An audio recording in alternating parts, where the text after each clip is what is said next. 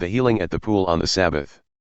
After this there was a feast of the Jews, and Jesus went up to Jerusalem.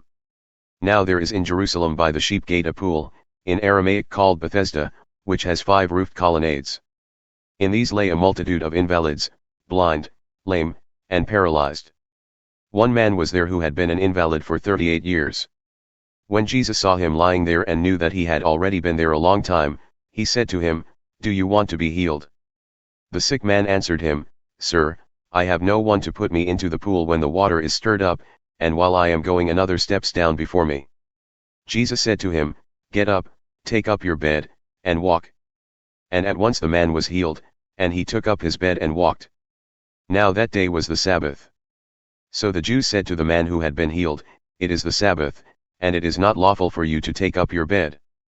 But he answered them, "The man who healed me, that man said to me, 'Take up your bed, and walk.'" They asked him, "Who is the man who said to you, 'Take up your bed and walk'?"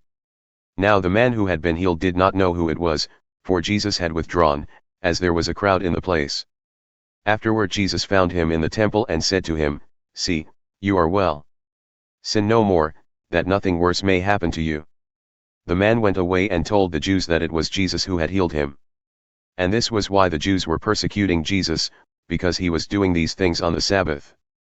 But Jesus answered them, "My Father is working until now, and I am working." Jesus is equal with God.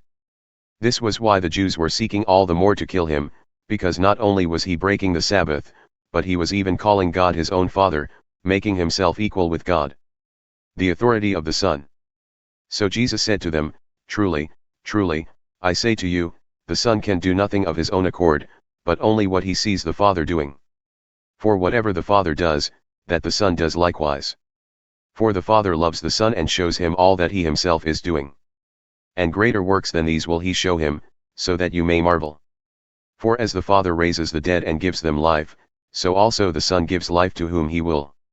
For the Father judges no one, but has given all judgment to the Son, that all may honor the Son, just as they honor the Father. Whoever does not honor the Son does not honor the Father who sent him. Truly, truly, I say to you, whoever hears my word and believes him who sent me has eternal life. He does not come into judgment, but has passed from death to life. Truly, truly, I say to you, an hour is coming, and is now here, when the dead will hear the voice of the Son of God, and those who hear will live. For as the Father has life in himself, so he has granted the Son also to have life in himself. And he has given him authority to execute judgment, because he is the Son of Man. Do not marvel at this, for an hour is coming when all who are in the tombs will hear his voice and come out, those who have done good to the resurrection of life, and those who have done evil to the resurrection of judgment. Witnesses to Jesus. I can do nothing on my own. As I hear, I judge, and my judgment is just, because I seek not my own will but the will of him who sent me. If I alone bear witness about myself, my testimony is not true. There is another who bears witness about me, and I know that the testimony that he bears about me is true. You sent to John, and he has borne witness to the truth. Not that the testimony that I receive is from man, but I say these things so that you may be saved. He was a burning and shining lamp, and you were willing to rejoice for a while in his light. But the testimony that I have is greater than that of John. For the works that the Father has given me to accomplish, the very works that I am doing, bear witness about me that the Father has sent me.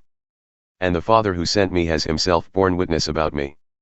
His voice you have never heard, his form you have never seen, and you do not have his word abiding in you, for you do not believe the one whom he has sent. You search the Scriptures because you think that in them you have eternal life, and it is they that bear witness about me, yet you refuse to come to me that you may have life. I do not receive glory from people. But I know that you do not have the love of God within you.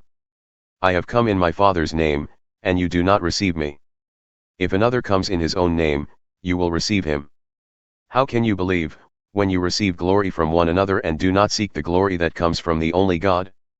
Do not think that I will accuse you to the Father.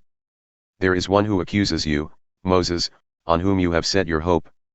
For if you believed Moses, you would believe me, for he wrote of me.